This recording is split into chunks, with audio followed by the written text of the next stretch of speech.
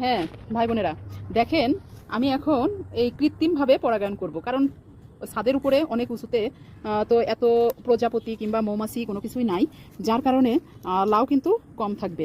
তো এই জন্যই আমি কৃত্রিমভাবে পরাগায়ন করে থাকি। দেখেন এইভাবে আমি আমার গাছের যে পুরুষ ফুল আছে সেই ফুল থেকে পাপড়িগুলো আমি ফেলে দিব, দিয়ে এই অংশ দিয়ে আমি পরাগায়ন করব।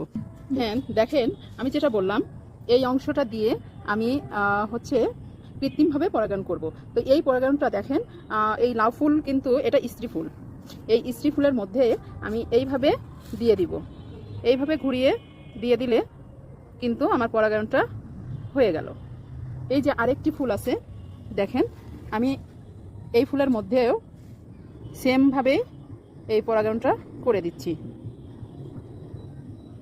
আপনারাও এইভাবে পরাগায়ন করবেন যাতে আপনাদের গাছেও পর্যাপ্ত পরিমাণে আপনারা